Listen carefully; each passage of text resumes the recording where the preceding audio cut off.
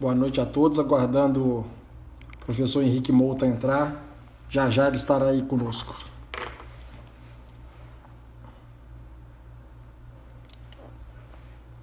Olá, boa noite. Aguardando o professor Henrique Mouta. Professor Rostanho, um abraço, meu amigo.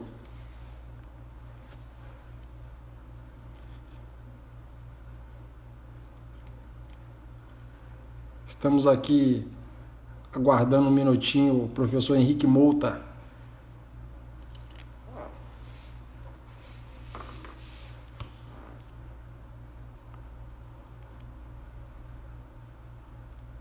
Obrigado, meu amigo Rostanho. Tenho acompanhado suas lives também sobre a matéria de tributário.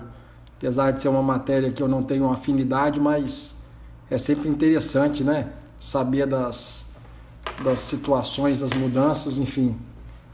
Obrigado, meu amigo. Obrigado.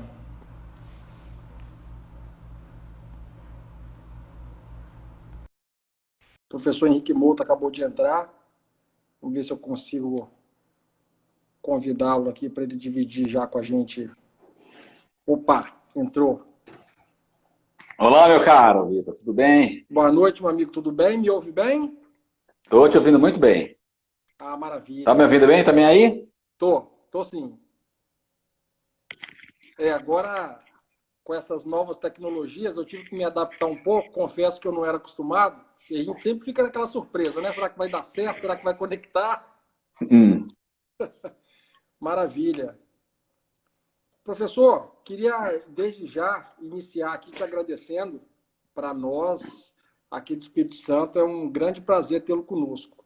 Eu represento a Comissão de Processo Civil aqui e para nós que estudamos o processo civil, que nos debruçamos sobre a matéria e, eventualmente, também advogados que não são estudiosos sobre o tema, mas que sempre que recorrem sobre alguma obra, alguma questão de processo civil, saiba que o nome do professor é muito bem lembrado aqui no Estado do Espírito Santo.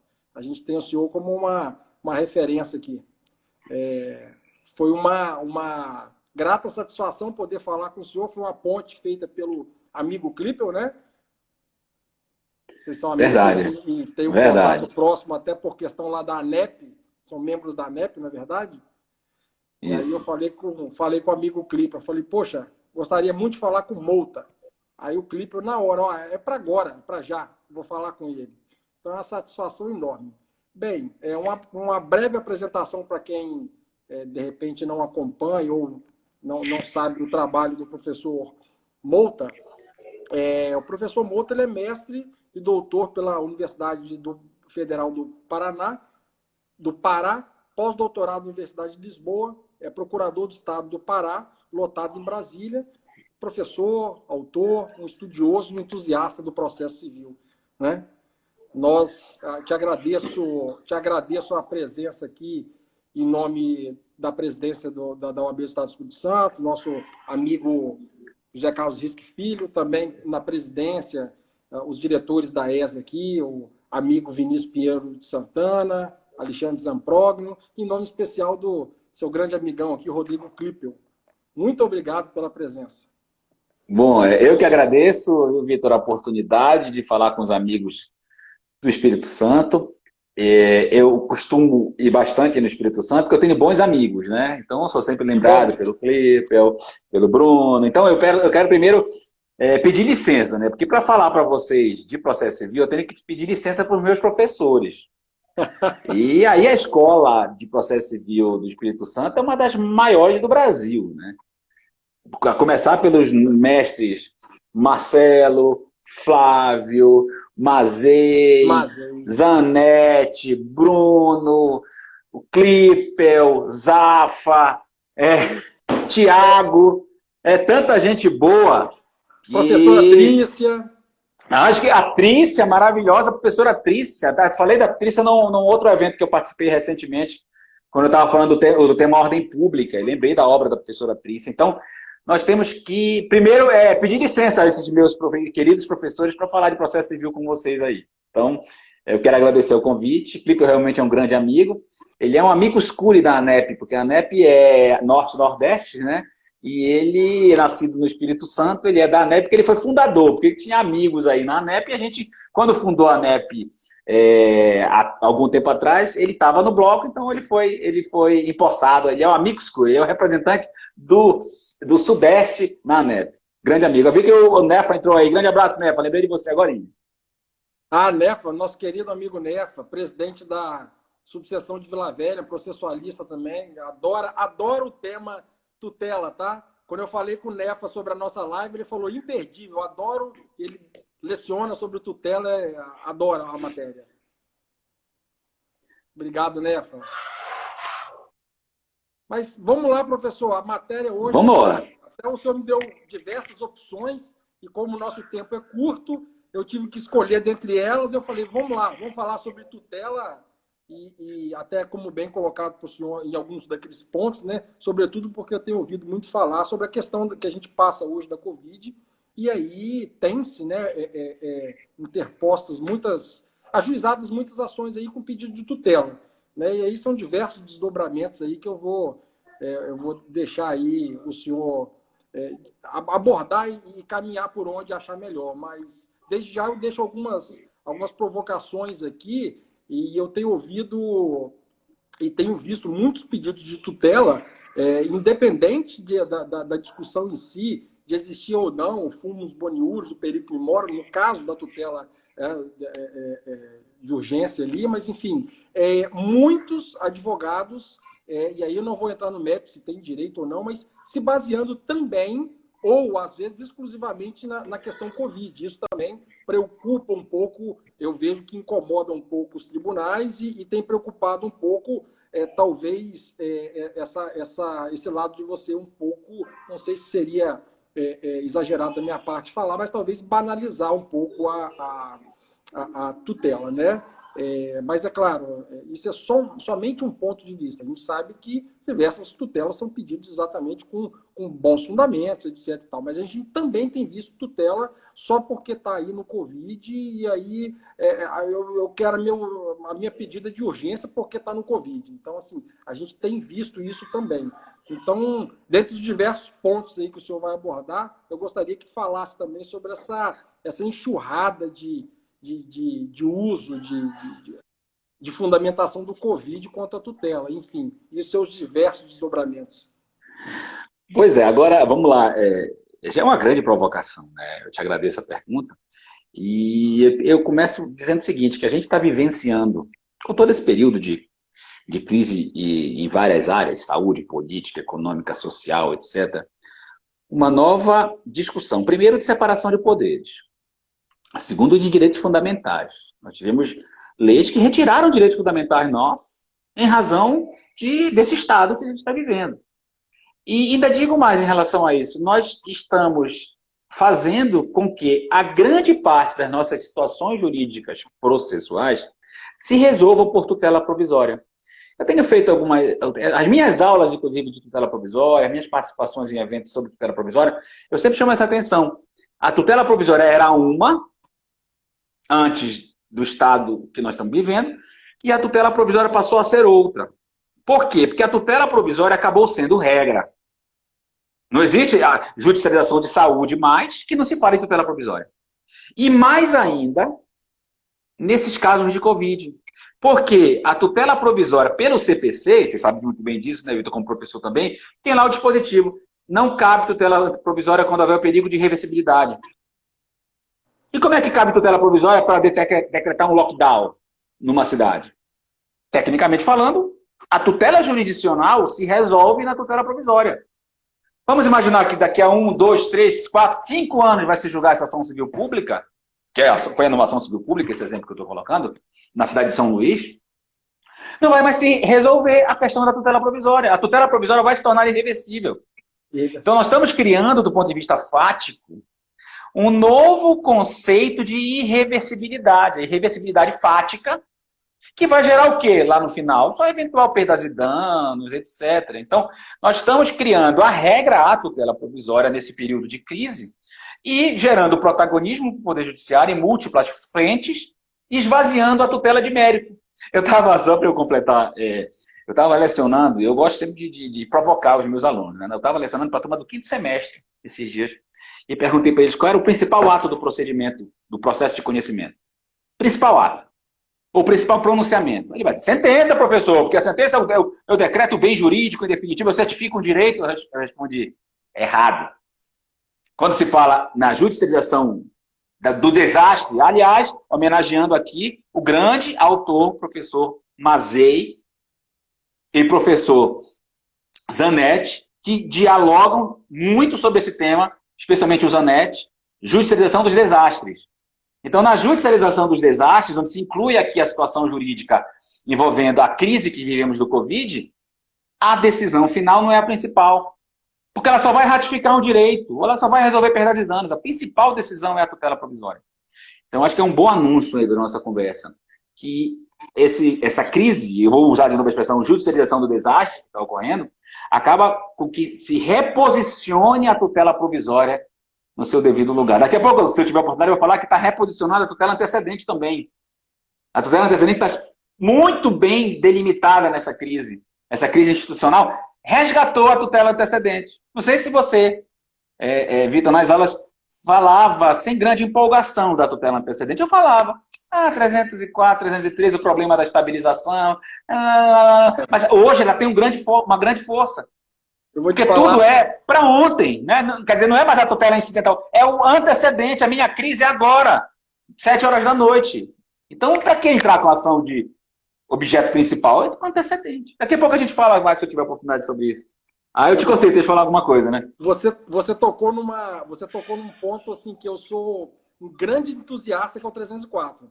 Porque a estabilização da tutela, e até por conta, na época, por provocação do Clipper, quando ele foi meu professor numa especialização que eu fiz, eu estudei o 304, eu tomei tanto gosto sobre a matéria, né? E eu me aprofundei sobre isso, e aí você falando agora, realmente, você tem toda a razão. Um momento agora que nunca teve tanta razão de ser e de se usar a estabilização. A antecedente, né? E a sua possível estabilização, né? Muito embora tenhamos já discussões aí sobre aquela questão do recurso, sobre o que estabiliza. Inclusive, depois eu vou te provocar lá na frente, que eu tive a oportunidade, quando eu estava vindo de carro para cá, de ouvir um pedacinho da live, onde vocês falavam sobre a Fazenda Pública em Juízo. Inclusive, já li diversos textos seus, você fala muito bem sobre, né? Tem até o Poder Público em Juízo, que saiu a 2ª edição agora, né? Posso? Vou fazer propaganda. Tá aqui o livro ainda. Claro! A live anterior era sobre esse livro aqui, com o professor Marco Aurélio, que é o meu coautor aqui, grande amigo da AGU. Você estava assistindo também? Hoje foram 2, né? Terminei com ele e começo agora. Obrigado pela audiência. E aí, mais à frente, eu vou até, na oportunidade, pedir que você entre no tema, quando estiver falando da estabilização, aquela questão da remessa necessária, necessidade ou não da remessa necessária e tal. Tem uns pontos muito importantes aí. Mas vamos lá. Fica à vontade. Eu queria logo, já que aproveitando a tua colocação sobre a tutela antecedente, deixa eu completar meu raciocínio. Observe o que está ocorrendo em termos de processo civil. Além das discussões federativas, separação de poderes, limite de atuação do judiciário em termos de desastre, determinando bloqueio de rua, bloqueio de cidade, lockdown, além dessas discussões que são pontuais do âmbito do direito constitucional, processo constitucional, eu acho que ganhou um grande momento de diálogo a tutela antecedente. E eu explico por quê. Porque as grandes situações de crise que hoje vivemos não são situações para um diálogo de profundidade com o Poder Judiciário. Eu não preciso, como Ministério Público, penso eu, ou como Estado, já que eu sou procurador do Estado, também teria legitimidade, eu não preciso judicializar uma ação civil pública, que eu costumo dizer que a ação civil pública ou processo de conhecimento é um processo ou um procedimento de cognição aprofundada, pesado, contraditório amplo, fase probatória pesada, para dizer o quê? Eu não quero daqui a 2 anos que diga que tem que fazer o lockdown. Eu não quero daqui a 2 anos que seja condenado a entregar o respirador. Eu não quero daqui a 2 anos que me garanta uma UTI 7 horas da noite. Agora o nosso cliente quer UTI para hoje. Pouco importa o que vai acontecer daqui a 2 anos. A crise que vivemos, vamos pensar que seja uma crise de meses. Então, nessas situações, ganhou força, só para eu completar o raciocínio, a tutela antecedente. Quando a gente não vivenciava esse período, meus exemplos de aula eram tristes. A tutela antecedente serve para aquele que quer receber o diploma e a instituição de ensino bloqueia, serve para aquele que quer o medicamento A, quer dizer, tutelas individuais. Hoje não. Eu preciso judicializar o lockdown, levar o Poder Judiciário o protagonismo, o ativismo na discussão de política pública de saúde, eu entro com uma tutela antecedente de ação civil pública. Eu não preciso entrar com ação civil pública. Eu tenho visto que, em alguns lugares, estão judicializando a ação civil pública e pedindo a tutela provisória dentro da ação civil pública. Isso não é novidade, sempre existiu. É a tutela incidental. Mas o que eu estou levantando, e estou pensando muito sobre isso, refletindo sempre e amadurecendo meu raciocínio, é que nessas situações nem se precisa judicializar o objeto principal. Só entra com a tutela antecedente, concedeu a ordem, entregou o medicamento, entregou o respirador, suspendeu o contrato, garantiu a UTI, a estabilização é fática. Eu não preciso entrar com um processo pesado, que eu chamo bazuca. Eu digo que o processo de conhecimento é uma bazuca, é um canhão em termos de peso, porque a tutela jurisdicional foi satisfeita. Então, só para completar meu raciocínio, eu acredito que com essa crise que a gente está vivendo, um instituto que ganhou muita força foi a tutela antecedente, que estava esquecida, e agora a gente está percebendo, ela é importante mesmo. Ela é importante, porque eu não tenho como entrar com uma ação civil pública agora às 7 horas da noite. Mas eu posso, em 1 hora, fazer uma petição inicial de intervenção em saúde pública e pedir a tutela antecedente com a liminar, talvez hoje ainda, no plantão de até 10 horas da noite, é que nós estamos com uma extensão da atuação do Poder Judiciário. Eu estava falando com isso com o Marco, acho que você viu essa parte. A gente disse que esse momento de judicialização da crise, todo mundo está trabalhando muito. O advogado, o promotor, o juiz, o desembargador, o assessor. Porque nós estamos em casa 24 horas no ar. Faz tempo que eu não descanso num sábado, por exemplo. Faz tempo. Assim, eu posso dizer, não fiz nada no sábado. Domingo, alguns bons domingos eu venho trabalhando também, por causa de problema de judicialização de crise. Então, esses problemas podem se resolver por tutela antecipada antecedente. No sábado, no domingo. Internou, curou, entregou o medicamento, entregou o equipamento. Tudo que vai se resolver depois, ou se vai necessitar do aditamento do 303, é só para fins patrimoniais. Que o direito fundamental foi resolvido por tutela provisória. E aí, só para complementar, para a gente ter muita coisa para falar, eu acho que essa tutela provisória não necessariamente tem que ser pedida diante de um diálogo aprofundado, que é o processo de conhecimento. Ela tem que ser alimentada, o sistema tem que ser alimentado por meio da tutela antecedente, que é um grande instrumento, já que pode resolver o direito sem amplitude de cognição, sem sobrecarregar o judiciário em números e sem fazer coisa julgada. E já estou te provocando a questão da fazenda pública aí, que daqui a pouco a gente vem nesse assunto quando ela é contra a fazenda. É a fazenda a grande ré dessa ação. Tem que ser a fazenda. Porque a judicialização da crise, provavelmente, tirando as situações de plano de saúde, as situações envolvem a fazenda pública. Lockdown, garantia de UTI para todo mundo, deslocamento de paciente, entrega de medicamento. Então, normalmente, é a fazenda pública a cliente dessa tutela provisória. Exatamente. E o que eu acho muito bacana, e eu acho que a gente tem que forçar a nossa mente aí na hora que a gente está trabalhando o processo civil, é olhar o código como um todo e o diálogo, né? Não adianta você olhar ele por partes isoladas. E o próprio 304, né? E aí, se eu estiver errado, você pode me corrigir sem nenhum problema.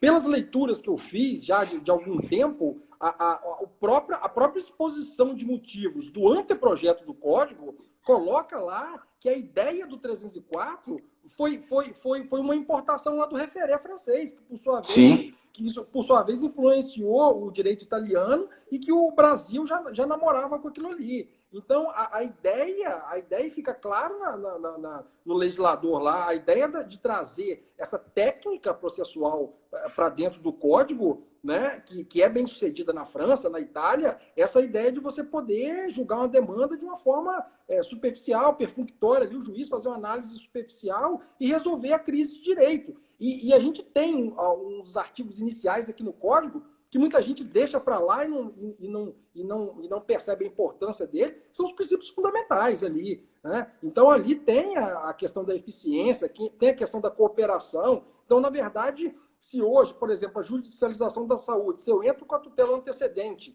pedindo um respirador, pedindo alguma coisa, e aí o senhor, por exemplo, como procurador de Estado, o Estado ele só não fornece aquilo porque ele não, ou ele acha que ele não tem dinheiro para fornecer, ou acha que ele não deve fornecer, ou tem a questão das políticas, né, do executivo e tal, mas uma vez que ele é compelido a fornecer, tem uma ordem judicial, para que o senhor, como procurador do Estado, né, qual a razão de ser de recorrer daquilo ali? Então vai ficar silente, tudo bem, tem uma ordem judicial, vamos cumprir, vamos colocar o respirador, vamos comprar um leito de hospital, vamos ceder o medicamento. E ali, eu te dou um exemplo. E ali que aconteceu isso.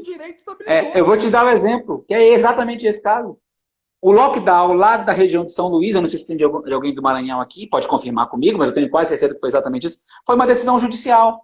Quer dizer, aqui tu estás trabalhando via tutela provisória, separação de poderes, protagonismo judicial, autocontenção do poder judiciário, então políticas públicas, e a ordem foi lockdown na cidade de São Luís. O Poder Executivo recorreu ou não, o Estado recorreu ou não, não sei, mas a estabilização é fática, já acabou o lockdown. O que vai ser discutido daqui para frente nessa ação? Aspectos secundários. Ou vai se confirmar lá na frente, ou vai se imputar responsabilidade. Eu até lembro, é porque esse tema é maravilhoso, né? Que em alguns casos de tutela provisória contra várias fazendas, área de saúde, por exemplo, tema 793, por exemplo, do Supremo, é uma área que a gente atua muito como advogado público, a judicialização da vida, o tema 793, o tema 500, o tema 006, da repercussão geral do Supremo. Então, vamos imaginar que eu esteja judicializando, eu aqui necessito do medicamento o medicamento não é registrado na política da Anvisa. Eu judicializo a minha ação contra a União e contra o Estado do Espírito Santo. Vamos imaginar. Eu quero o medicamento. Então a tutela provisória é, Henrique, receba o medicamento. Pode ser que esse medicamento seja de alto custo. Eu vou receber, eventualmente o Estado que cumpra a tutela vai depois ter que pedir ressarcimento para a União no mesmo processo. O tema 793 diz isso. Por que o exemplo é legal? Porque a tutela jurisdicional, para mim, está resolvida via tutela antecipada. Eu tomei o medicamento, curei, não preciso mais. Mas a ação continua entre os réus. É o litisconsórcio que a briga está entre eles, é o litisconsórcio eventual. Então é uma ação que, tecnicamente, o autor sai do processo porque ele está satisfeito pela tutela provisória, daí a importância dela. Lembra que eu falei? É mais importante que a sentença. Que a tutela jurisdicional da vida é garantida via tutela provisória, antecipada, antecedente ou incidental. O que se resolver ao final vai ser tão somente o aspecto pecuniário. O juiz pode certificar, o juiz federal, que realmente era dever da União e o Estado tem direito a ressarcimento. Então vai gerar um cumprimento de sentença entre um ente e outro ente que eram réus originários da mesma ação. Duas coisas importantes. A primeira é que o conceito de litisconsorte tem que ser revisto, nós sabemos disso, eles não estão no mesmo patamar, eles estão se excluindo um ao outro. E outra, que é possível que eu tenha, via tutela provisória, satisfação do direito fundamental, e ao final só se discuta eventual ressarcimento de um que custeou em relação ao outro, que é obrigado originário. Então, daí a importância da tutela provisória para isso, para garantia de direitos fundamentais. É interessantíssimo isso, né, Vitor? Verdade, interessantíssimo, uma matéria interessantíssima. Agora, aproveitando o embalo aí do assunto, no caso da tutela requerida em caráter antecedente aí, eu queria aproveitar e pedir a opinião do senhor para que você explicasse aqui para a turma. Tem posicionamentos divergentes, mas é interessante sempre que a gente reflita um pouco aqui. A questão da remessa necessária é coisa julgada.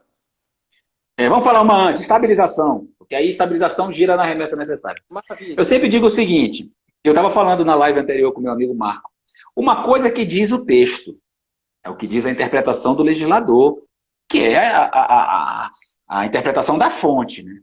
E outra coisa é o que pensa nós, operadores, ou o Poder Judiciário que vai aplicar.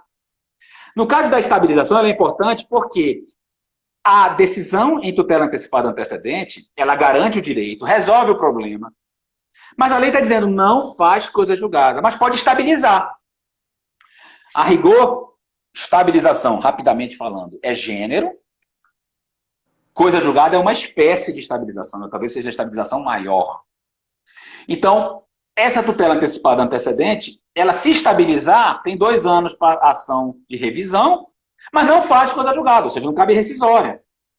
E aí vem o STJ, até estava falando com o Clipel, coincidentemente, nosso querido Clipel, até sugeri para ele, vocês que conhecem o Clipel, surgiram também, para ele criar um canal lá na Banda Lema, para ele fazer direito e música.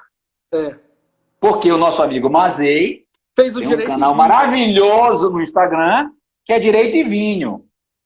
Né? Eu vou fazer um direito e uísque, porque eu não gosto quer dizer, eu tomo vinho para acompanhar, mas a minha bebida é uísque, né? Claro que com moderação. Então, eu estava falando com o Clipper exatamente agora à tarde sobre essa questão da estabilização. O que o legislador disse? Evita a estabilização recurso. O que é recurso? Recurso é recurso, agravo, é tutela antecedente. Aí vem o STJ e interpreta o que deveria ser correto. Eu não estou dizendo que está errado. O legislador deveria ter colocado impugnação em vez de recurso, mas ele colocou recurso. Bem ou mal, ele disse isso. Igual o 1015, que ele disse o rol taxativo do agravo é esse. Não gostei, mas então bora mudar a lei. Aí o STJ veio no 1015, fez aquele puxadinho interpretativo do rol taxativo mitigado, que para o advogado e para o professor complicou demais, porque houve uma interpretação extensiva do 1015. E vem o STJ, só para eu completar a explicação, uma turma do STJ diz que só evita estabilizar o agravo. A outra turma do STJ diz qualquer impugnação evita a estabilização. Eu estava falando exatamente isso com um clipe agora à tarde. Eu fiz uma postagem no meu Instagram há alguns meses sobre isso. E disse, e nós, advogados, e nós que precisamos dar aula de processo civil? Quem que a gente vai seguir? A primeira turma, a terceira turma, ou o texto legal ou a doutrina? Então, no mínimo, tem que posicionar o STJ, penso eu, numa sessão na Corte Especial, para definir se é o agravo que impede ou se qualquer impugnação impede. E aí entra nesse balaio, nessa confusão toda, vem o problema da Fazenda Pública. Pode estabilizar sem a remessa necessária? É condenar, é sentido condenar no sentido de coisa julgada? Não é. Não é porque eu não julguei o mérito. É uma mera certificação de um direito sem dizer quem tem razão. Ah, mas tem que garantir a remessa necessária quando estiver na hipótese do 496. Nesse caso de saúde, por exemplo, a tutela pode ser concedida fundamentada numa repercussão geral e não tem remessa necessária. E aí eu já vou te responder. A rigor, tem esse entendimento majoritário que a estabilização só poderia haver após a remessa necessária. Então, garante-se a tutela antecedente, mas teria que ter a remessa necessária. Eu só complemento de que, se o juiz fundamentar essa tutela antecedente na repercussão geral de um tema repetitivo ou numa súmula vinculante, não tem remessa necessária. Então, a remessa necessária se aplicaria aqui como regra da remessa necessária em qualquer situação envolvendo a Fazenda Pública. Não estou dizendo que cabe, né? Eu ainda não me convenci de que cabe a remessa necessária. Eu já estou dizendo que é um instituto polêmico e que alguns defendem. Aliás, tem duas correntes. A primeira que diz que só estabiliza depois da remessa necessária. Sim. E a outra que diz que tem, depois dos 2 anos, tem que ter a remessa necessária. Que a remessa necessária não está diante do fenômeno da estabilização, e sim ligada ao fenômeno da impossibilidade de discussão novamente. Enfim, falou em Fazenda Pública, é uma grande... superestabilização. Já não sei se já me ouviste, eu escrevo superestabilização também, depois desses 2 anos aí.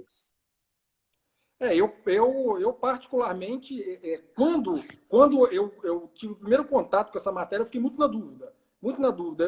Você lê a letra da lei ali, mas você começa a estudar a parte da coisa julgada e da remessa necessária. Eu confesso que no primeiro momento eu fiquei na dúvida, mas depois eu fui trilhando uma reflexão, né, que eu posso mudar de opinião depois, mas eu acho que o pedido ali foi de antecipação dos efeitos finais da tutela de mérito. Então, teve uma tutela antecipada requerida em caráter antecedente. O que estabilizou foi aquela decisão sumária, né, o elemento fático, né? Superficial, que analisou e antecipou os efeitos de uma possível reconhecimento em tutela de mérito, que, na verdade, se fosse para o mérito, aquela parte não conseguir lá na frente, mas naquela análise superficial foi concedida. Então, eu acho o seguinte, estabilizou os efeitos antecipados de uma tutela, o que nada... Então, não tem coisa julgada, não teve o julgamento do mérito. E aí eu vou além, né? Um pouco ousado aí, não sei, confesso, não sei se é com a maior parte da doutrina ou não, eu acho que talvez seja até menor. Eu comecei a me convencer, inclusive, e aí eu não sei se essa ideia minha estaria trazendo, de certa forma, uma complicação aqui processual, mas eu acho, inclusive, que depois que estabilizar a tutela, tem aquele prazo de 2 anos para você rever aquela decisão que estabilizou a tutela. Mas passou aquele prazo de 2 anos, como não faz coisa julgada, você perdeu o prazo para você se insurgir contra aquela estabilização dos efeitos antecipados. Mas você não perdeu o prazo de discutir o direito material. Não, é esse raciocínio. O direito material que sequer foi julgado em uma cognição exauriente. Melhor explicação impossível. Ou seja, se alterar o estado de fato que justificou aquela situação, você pode judicializar de novo. Mesmo após os 2 anos. Justamente porque não houve coisa julgada. Resolver o problema sem dizer que tem razão. É mais ou menos isso. Eu tenho uma explicação simples para os meus alunos, quando eles perguntam o que é estabilização. Eu digo o seguinte. Eu falo para eles, eu tenho 2 filhos. Se os meus 2 filhos estão brigando, tem 2 caminhos. Eu dizer quem tem razão, ou eu resolver o problema sem dizer quem tem razão. Qual é a melhor solução? Eu proíbo de jogar videogame. Acabou a briga. Eu preciso dizer quem tem razão? Não. Então, a estabilização é isso. Eu resolvo o problema, eu entrego o bem jurídico, a outra parte aceita, porque eu entendo que existe um negócio processual embutido aí, por falta do agravo, pela aceitação da estabilização, e sem dizer quem tem razão. É a melhor coisa do mundo. Porque não gera título executivo, não faz coisa julgada e todo mundo está satisfeito. É mais ou menos uma briga de criança, que é melhor se posicionar dizendo que vai punir os 2, se for o caso. Sem dizer que um tem razão em detrimento do outro. O judiciário não precisa julgar o mérito. Justamente porque o processo de conhecimento é pesado, é longo, é complexo, tem muitos recursos. Então, a estabilização veio para isso. Lembra da história do medicamento? Entregou o medicamento, resolveu. Internou 7h30 da noite do dia 20, a quem eu vou recorrer? Deixa eu estabilizar. A estabilização é o quê? A internação, hoje, 19h30 do dia 20.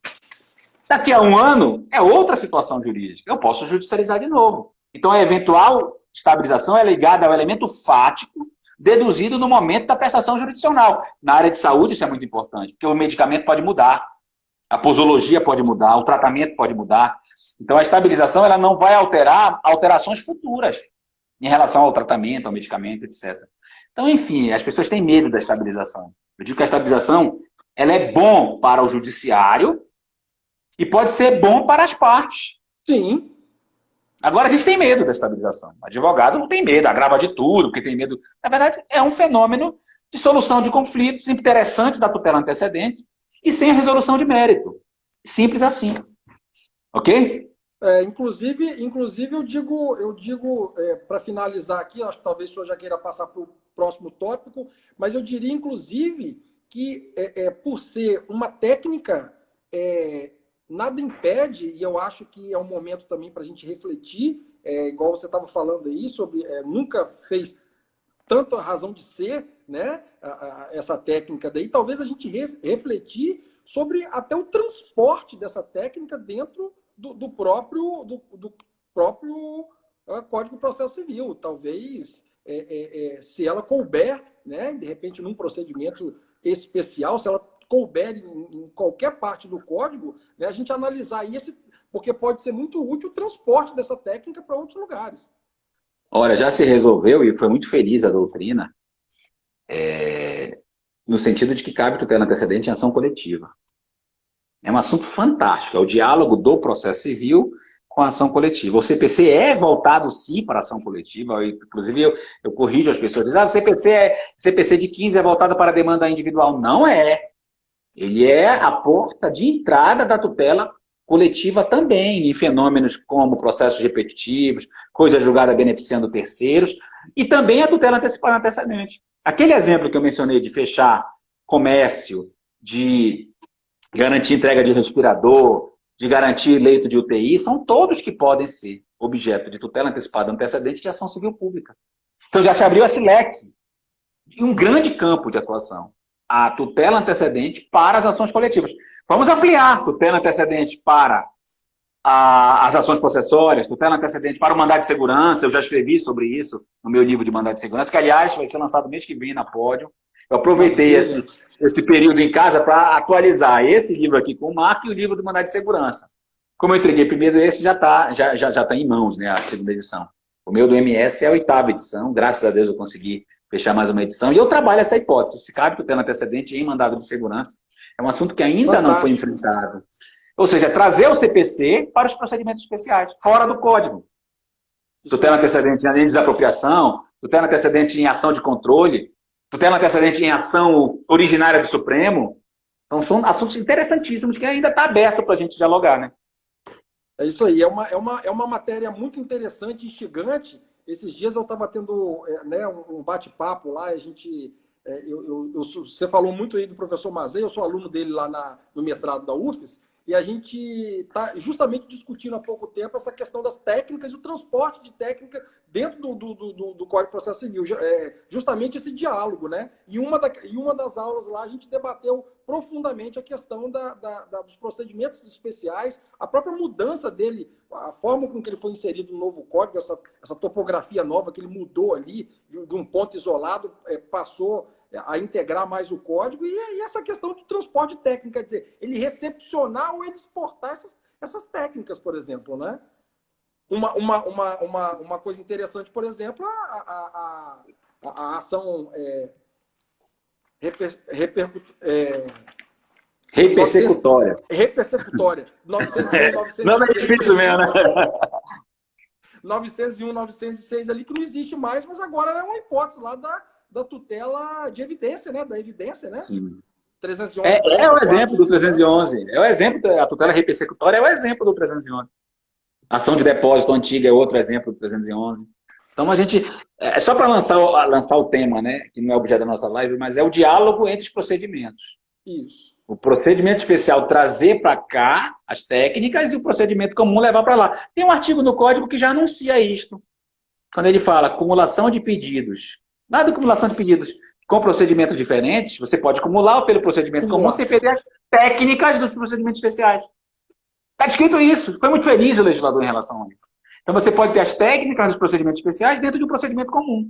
E bem como levar daqui para o procedimento especial as técnicas do procedimento comum. É o diálogo dos procedimentos que muitos autores, nossos professores, estão escrevendo. Leonardo, Fred, o Cabral, o Mazei é um craque em procedimento especial, talvez uma das maiores autoridades em procedimento especial do Brasil. O próprio Zanetti, no âmbito do processo coletivo, e outros tantos autores, só para a gente ficar aí nos nossos professores mais próximos aqui da nossa live do Espírito Santo. Então, é um grande tema para se trabalhar o transporte, né? Professor Tiago também escreve muito bem sobre o tema. O Tiago, sim, com certeza. Professor, outra tutela aí que eu vejo essa estabilização, apesar do tempo já de vigência do código, eu vejo essa estabilização, até muitos advogados veem ainda com certo receio, como o senhor falou, às vezes com medo, às vezes mesmo até não se sentem confortáveis em pedir uma estabilização. Então é algo novo que ainda aflige muitos advogados que ainda não têm segurança para usar essa técnica. E eu vejo que o 311 também, né? Tem muitos advogados que ainda têm a dúvida de quando usar, e inclusive ficam numa dúvida muito grande. Eu já vi colegas da gente discutir, do colega estar na dúvida, muitas vezes, de onde encaixar o 311, e digo mais, às vezes fica até na dúvida se ele usa o 300, se ele usa o 311, se é urgência, ou os dois. Se é evidência. Ou os dois. Então, se você tem fundamento para urgência e para evidência, peça os dois. Eu sempre falo isso. Especialmente em desfavor da Fazenda. Porque as prerrogativas da Fazenda, tem até um enunciado do FPPC, do Fórum Permanente, sobre isso. As prerrogativas da Fazenda são mais ligadas, claro que na época que se fala de prerrogativa de liminar contra a Fazenda, na época que se falava da 9494, 8437, são as leis fazendárias, não se trabalhava a ideia de gênero, tutela de urgência, gênero, tutela provisória, espécies, urgência e evidência. Mas toda nomenclatura, roupagem, todo o espírito das prerrogativas da Fazenda contra liminares são prerrogativas ligadas à tutela de urgência. Ou seja, se você vai demandar contra a Fazenda Pública e incide em alguma restrição da lei do INSS, da 9494, adição de vencimento, parcela remuneratória, aspectos tributários, se o teu caso concreto for pautado em evidência e não urgência, o seu foco de discussão é que seria possível, sim, contra a Fazenda. Sim. Que as prerrogativas da Fazenda estão ligadas apenas às tutelas de urgência. E eu percebo que as pessoas ainda não localizaram essa diferenciação. Por isso que eu chamo sempre a atenção. Se você tiver dois fundamentos, fundamente na urgência. Lembre que a urgência é fome. A melhor forma de colocar a urgência é fome. Fome em todos os sentidos. Fome de educação, fome de saúde, fome de alimentos, fome de dinheiro, e tudo é fome. Então, fundamente na fome, tutela de urgência, mas diga, além disso, olha o precedente do STF, olha o precedente do STJ, olha o IRDR do Tribunal do Espírito Santo, olha o TRF, que tem um dispositivo sobre isso. Você traz para a sua fundamentação, além da tutela de urgência, a de evidência como fundamento duplo. E aí, quem sabe, mesmo havendo restrição para a tutela de urgência, contra a Fazenda, por exemplo, você consegue convencer de que a tutela é de evidência. E a tutela de evidência é a inversão do ônus do tempo do processo. Ok? Inclusive, recomendando aí uma indicação rápida de texto pela internet. Eu tenho alguns textos no Conju, que eu publiquei nos últimos meses. Um deles é julgamento parcial contra a Fazenda Pública. Aí eu faço uma diferença entre julgamento parcial e tutela antecipada contra a Fazenda. E o outro é tutela de evidência. O texto é tutela de evidência e a inversão do ônus do tempo do processo. Esse é o texto. Inversão do ônus do tempo. Então, quem tiver curiosidade de fazer a leitura, Conju, tá? Joga Henrique Mouta, Conju, já vai aparecer esse texto no Google. É uma releitura do tempo. Então, o tempo pode ser benéfico ao autor se ele comprovar, mesmo sem urgência, a evidência, mesmo contra a Fazenda.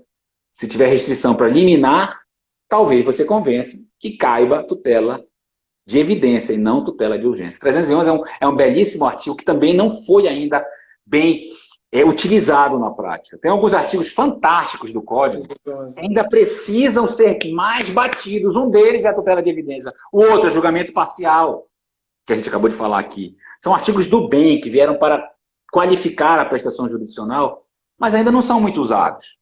E eu fico triste, porque esses artigos que trabalham uma técnica de rapidez, eles devem ser prestigiados. E a gente, advogado, não prestigia. A gente está lá no saneamento do processo e não pede julgamento parcial. Pô, julgamento parcial, entrega logo definitiva do bem e peça uma tutela antecipada dentro do julgamento parcial. Para ele julgar procedente e já lhe entregar a coisa. Fantástica técnica de abreviação de tempo, e a gente ainda tem uma certa cautela em usar os institutos. Aliás, só para eu terminar, é tanta coisa, né, Vitor?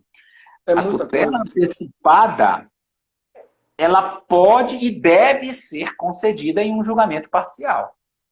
Porque ela implementa uma rapidez maior. Tudo bem que cabe o agravo, cabe efeito suspensivo no agravo, mas ela acaba estimulando uma rapidez maior a esse julgamento parcial do processo. Quem sabe uma tutela de evidência, né?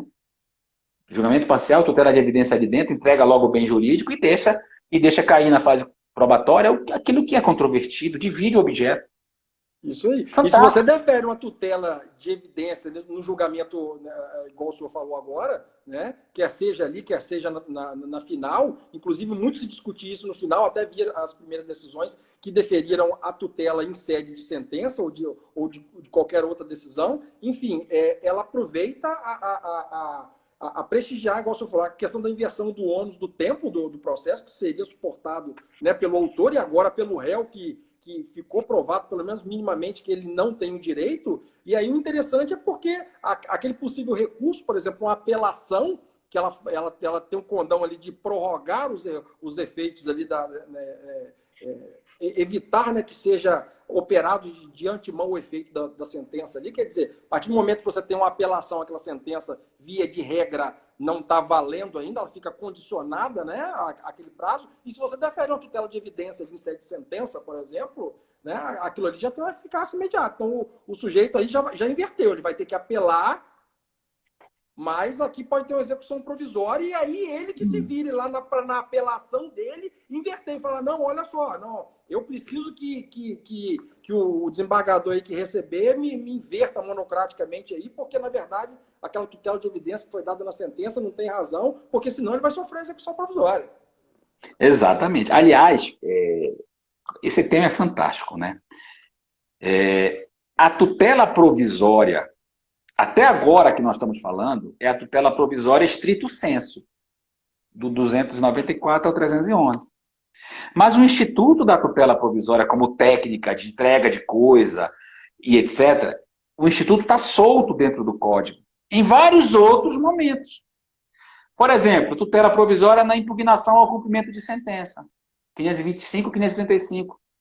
Lá no 535 vai estar dizendo requisitos de cautelaridade. É uma cautelar com um requisito a mais que é a garantia do juízo. A tutela provisória pode estar prevista, por exemplo, no recurso de apelação. Lá pelo 1012, parágrafos 3º e 4º, que eu já adianto no tribunal e peço. Aí olha que coisa interessante, seguindo esse teu exemplo. Eu concedo uma tutela de evidência dentro da sentença, pelo 1012, portanto, eu entregando logo o efeito fático, a apelação não tem efeito suspensivo. Mas eu posso requerer ao tribunal, via incidente, porque a apelação é interposta no grau de origem, tem uma tramitação ali pelo 1010 e vai chegar no tribunal daqui a algum tempo. Mas eu posso me antecipar e apresentar o incidente lá em cima, que é a tutela provisória em sede de apelação. É assim que os tribunais estão tombando. Aí olha que coisa louca, né? Louca porque o fenômeno da tutela provisória gira em torno de competência. Então eu posso convencer o juiz da vara de origem, o juiz federal, o juiz da vara cível, da Justiça Estadual, ele me concede uma tutela de evidência e o adversário pode, no Tribunal de Justiça, conseguir uma tutela provisória de urgência para derrubar a tutela provisória de evidência. O que é a tutela provisória de urgência na apelação? É o efeito suspensivo da apelação. Então, essa ideia que eu já vi gente escrevendo, que a tutela provisória de evidência é mais graduada, é mais importante, é mais qualificada do que a tutela de urgência, isso é muito variável. Porque eu vou estar ligando à competência. A competência do tribunal é superior à competência do juiz. Então, pouco importa se ele der uma tutela de evidência lá embaixo. Se o meu adversário conseguir uma tutela de urgência na apelação, ele vai suspender. E a tutela no recurso pode ser suspensiva ou ativa, né? O efeito ativo do agravo, do 1019, nada mais é do que uma tutela provisória concedida ativamente pelo tribunal. Então, é um fenômeno muito ligado à competência, a efeito dos recursos e à entrega do bem jurídico. Eu estava falando, você ouviu um pedacinho sobre a questão do pedido de suspensão, né, há pouco, Sim. que é um assunto que eu sempre acabo falando, porque ele tem a ver com mandado de segurança, tem a ver com fazenda pública. O pedido de suspensão nada mais é do que um requerimento que contém uma tutela provisória, de natureza política e administrativa da presidência do tribunal. Então, vai que tu consiga, lá numa ação civil pública ambiental, uma tutela provisória para suspender uma licitação, para suspender a devastação de uma área de proteção ambiental. Isso pode ser objeto de um controle via tutela provisória no pedido de suspensão. Então, o fenômeno tutela provisória ele é um fenômeno de mão e contramão. Às vezes você consegue aqui e o outro derruba no tribunal com outro instituto. Porque ele não está sendo tratado só do 294 ao 311. Na verdade, ele está solto dentro do sistema. Ok? Pediram aqui o precedente, né? Só para eu esclarecer, eu acho que é o precedente da estabilização, né? Eu não tenho aqui em mãos, mas se você procurar no meu Instagram, eu fiz uma postagem há mais ou menos um mês sobre isso. Tem um vídeo meu explicando e tem a divergência da primeira e da terceira turmas do STJ. Então, fica o convite aí. E lá eu me posiciono que, no meu pensar, o posicionamento correto é aquele que diz que é o recurso que evita a estabilização. E não qualquer fenômeno de impugnação. Ok, Vitão? Professor, aproveitando esse gancho do 311 aí, até pela questão da efetividade, respeito aos precedentes e tal, veja, o questionamento que eu faço, o 311.2, né, homenageou aqui, né, que a tutela ela pode ser deferida se houver comprovados a prova documental e houver tese firmada em julgamento de casos repetitivos ou súmula vinculante. Só dá essas duas opções. Você não acha que, de repente, perdeu-se a oportunidade de colocar nesse 311.2 outras decisões, outros precedentes, porque, veja, Sem dúvida. o IAC, por exemplo, a gente pega o 947, uma das possibilidades de você fazer o julgamento antecipado ali é com base em acordo em IAC, né? Uma das oportunidades uma das causas incidentes ali de você de não haver a remessa necessária é haver acordo em IAC. Quer dizer, você prestigia o IAC lá na remessa necessária, dizendo que não é necessário se tiver um acórdão firmado em IAC. Você prestigia o julgamento liminar do pedido se tiver um acordo em IAC no tribunal. E aquele IAC do tribunal que vincula os juízes de piso, tem um IAC no tribunal que vincula os juízes de piso, mas eu venho aqui no piso pedir uma tutela de evidência com base de IAC, não pode. Pois é. Eu só tenho que concordar contigo. Na verdade, eu acho que o 300 deu a oportunidade aqui de ir mais É o problema de muita gente metendo a colher, né? Foi muita gente, foi um código absolutamente democrático nesse aspecto, né? Mas ficaram alguns hiatos de comunicação. Um deles é esse. Tinha que estar o IAC aqui, porque ele é um fenômeno que dialoga com os repetitivos de todos os institutos. Como é que aqui não dialoga? Então, acho que ficou faltando. Aliás, eu confesso para ti que de tudo que foi vetado na época pela presidenta Dilma, o que mais me deixou triste foi o veto ao 332 do Código, que era a transformação de ação individual em coletiva. 333, né? Que tu estás com o CPC aí. É o 333. Esse artigo seria fantástico. Você, juiz de primeira instância, já percebendo que a possível massificação daquelas ações que estão começando a pipocar na tua vara civil, já poderia intimar o Ministério Público, intimar a Defensoria Pública para transformar em ação coletiva. Aí o hiato entre CPC e processo coletivo seria completo. Ou seja, um veto que proibiu, talvez, tem um outro dispositivo lá que ninguém presta atenção, que é o 139. Lá ele diz, o juiz pode mandar oficiar e ninguém faz isso. Esse dispositivo foi vetado, o 333. Mas o 139 está lá. Está lá. Eu percebendo que o assunto tende a se repetir, eu posso mandar logo para o Ministério Público, para a Defensoria Pública, para tentar promover uma ação coletiva. E aí te respondendo, esses hiatos existiram porque alguns artigos foram vetados e outros, muitas pessoas mexeram, esqueceram de conversar antes da aprovação, da sanção. Então eu concordo plenamente contigo. O 311 deveria constar também o instrumento preventivo do repetitivo, que é o IAC. Não tem, mas tem o IRDR, que é repressivo. Por que não tem o IAC? Não faz sentido ter o IAC. Não ter o IAC, na verdade, ele deveria estar lá também. Deveria estar lá. É uma ferramenta, inclusive o IAC é uma outra ferramenta importantíssima, né? Importantíssima.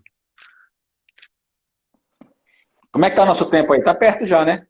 Tá perto. Olha, o dispositivo que eu estou falando é um dos incisos mais bonitos do código. Lindo, esse aqui é para você que gosta de processo coletivo, você que gosta do diálogo entre as ações individuais e ações coletivas, e você que gosta de afirmar que o CPC foi feito para o processo coletivo, esse artigo é o seu caminho de abertura. É o 139, inciso 10. Esse não foi vetado. Não foi vetado. O 333 foi, mas esse não foi. Então, permite-se sim essa comunicabilidade entre os sistemas, apesar da falha do veto do 333. Assim como eu vou me posicionar. O que nós estamos falando do 311, tem que a doutrina e a jurisprudência que está invadindo a seara do legislador tem que colocar o IAC aí. Não faz sentido ele estar fora. É verdade. Uma ferramenta importantíssima e que é aquilo que a gente estava conversando mais cedo. Você cria ferramentas que demora a advocacia, enfim, todo operador do direito absorver e por conta dessas... no meio do caminho aí dessa aprovação, houveram alguns hiatos aí que muitas das vezes causam alguns entraves. Então a gente tem que provocar, a gente tem que usar debater e fazer isso daí se entrelaçar, né? Porque se nós, advogados, também não provocarmos determinadas questões no judiciário e trabalharmos para que... Porque uma coisa é você fazer o código e jogar ele seco ali. Outra coisa é você começar a debater aquilo ali para entrelaçar as ideias e fazer com que ele fique aquela questão, fique um transporte leve ali. Se toda hora tiver uma barreira, que daqui não pode fazer para lá, se daqui trava, você inviabiliza um sistema que veio pensando aí para facilitar, né? Eu acho. Com certeza. E o CPC provou isso, né? Muitos dispositivos do CPC vieram da prática judiciária. Espera lá que caiu um pouquinho aqui. Vieram da prática judiciária, vieram do papel do advogado, do procurador, do defensor. Então, muita coisa que está aí no código como texto legal veio da prática. Então, a atividade tem que continuar sendo corajosa para dialogar os institutos, para fazer a ponte necessária, para afinar a interpretação dos tribunais superiores. E o nosso principal tribunal aqui é o STJ. Então, o STJ já está se deparando com temas polêmicos, como o rol taxativo, a penhora de salário e outros tantos institutos, e a questão da estabilização, que nós estamos falando. Então, vamos com coragem continuar debatendo o diálogo dos precedentes, o diálogo entre o processo individual e o processo coletivo, e, principalmente, a correção dos hiatos que a gente encontra no texto, que é exatamente o que você está falando aí do 311. É um hiato, né? Ficou uma cláusula de barreira interpretativa aí. É verdade. Professor, agora para finalizar, eu gostaria que o senhor desse uma impressão geral, assim, independente de tutela de urgência, de evidência, cautelar, o que o senhor acha que, nesse momento de pandemia, a sua impressão, não só da importância das tutelas em si, mas se já conseguiu perceber e sentir se aumentou o número de demandas ou se os advogados ainda estão comedidos em pedir as tutelas, enfim... Essa reflexão no momento atual nosso. Olha, rapidinho aí, senão vai acabar o nosso tempo, né? Desde a Lei Geral do Covid, que foi uma lei dialogada no Poder Público Federal, no Poder Executivo, Poder Legislativo, e acabou se deparando no Judiciário, com a ADI e a DPF, desde ali começou a judicialização da crise, ou do desastre, né? Na expressão do tema que a gente está falando de Covid aqui, né? E do Zanetti, né, do grupo de pesquisa, do Mazei também, fazendo aí a homenagem aos nossos queridos professores. E eu quero te dizer que hoje existem comitês de crise, levando em conta a grande quantidade de demandas judiciais e administrativas ligadas ao Covid. Então, esse comitê de crise, no âmbito das advocacias públicas, da advocacia privada, o advogado que vai estar trabalhando muito mais também, o advogado do contencioso, esse momento todo faz com que a gente discuta. De novo, como eu falei, começamos a falar sobre isso, estamos terminando, né? Essa crise está fazendo a gente rediscutir separação de poderes, federalismo, ativismo judicial, atitude do Poder Judiciário e, principalmente, o papel da tutela provisória. Eu sou entusiasta, do ponto de vista de tudo que está acontecendo, como professor de processo, eu diria que bom que prestaram atenção na importância da tutela antecedente, né? Prestaram atenção na importância muito maior da tutela provisória do que a tutela definitiva. Porque a tutela definitiva pós-crise é aspecto apenas patrimonial. E o direito fundamental está sendo resolvido agora. Então, eu iria terminar com essa observação. Estamos resgatando os institutos, resgatando o direito constitucional e resgatando a própria tutela provisória como solução dos direitos fundamentais nesse tempo de crise, em todos os sentidos que a gente está vivendo.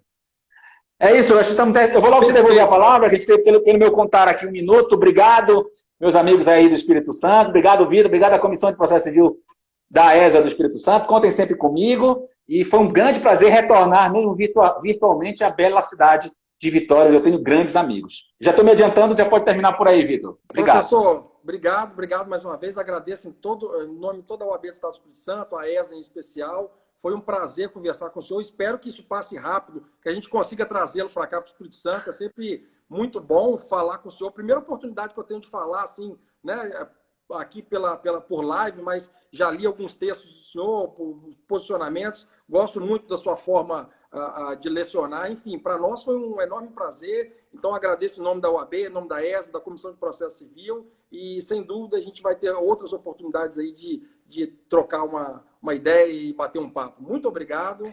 Boa noite, fique com Deus. Eu que agradeço, pessoal. Muito obrigado. Até a próxima. Contem comigo, tá? Tudo de bom. Um abraço.